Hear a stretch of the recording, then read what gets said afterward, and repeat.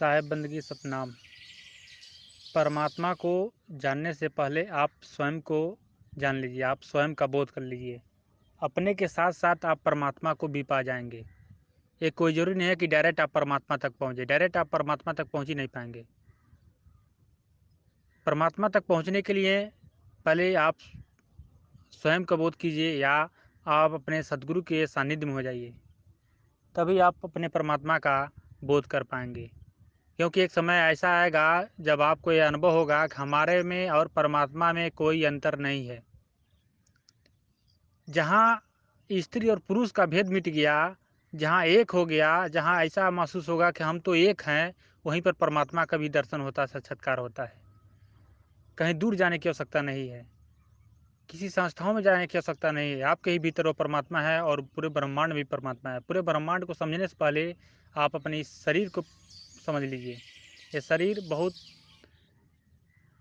Lab है, बहुत ही अच्छा लैब है। इसको समझने वाले उस परमात्मा को समझ पाते हैं। जो स्वयं को समझ लिया वही परमात्मा को भी समझ पाता है। परमात्मा को जानने से पहले आप स्वयं को जानिए, स्वयं का बोध हो।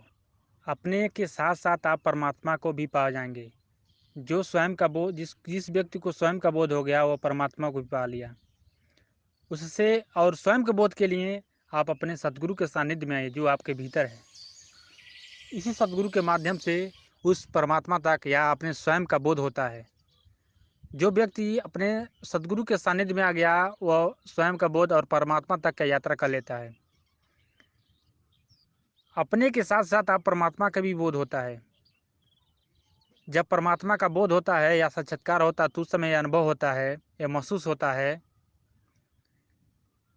कि हम तो एक हैं, नहीं हम स्त्री हैं, नहीं हम पुरुष हैं।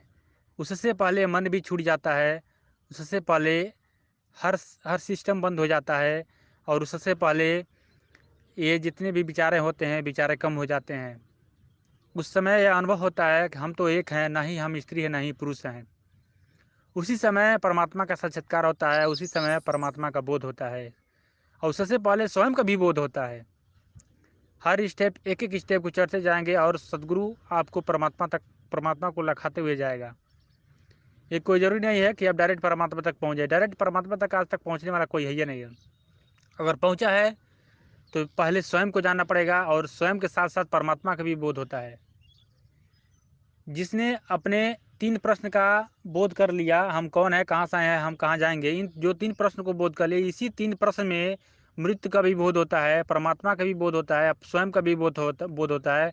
गहन शांति में उतरता है, परमानंदमय हो जाता है, उसका जीवन अद्भुत हो जाता है। ये कोई ज़रूरी नहीं है कि हम किसी संस्था में जा कर के इसको प्राप्त करें, या किसी व्यक्ति के पास जा कर के प्राप्त करें। ये आपका प्रश्न है, ये आपका समाधान ही आपके भीतर मिलेगा। कहीं दूर जाने की आवश्यकता नहीं है। आप जैसे ही अपने प्रश्न को ढूंढने निकलेंगे, वैसे ही आपका सहयोगी सदगुरु आपके भीतर है। आपका सहयोग 100% करेगा। आप उसके उसके प्रति, आप स्वयं के प्रति समर्पित हो जाइए, भाव समर्पण हो जाए, चिंतन मनन हो जाए, तो आपका यात्रा बहुत सुगम हो जाएगा, बहुत अच्छा हो जाएगा।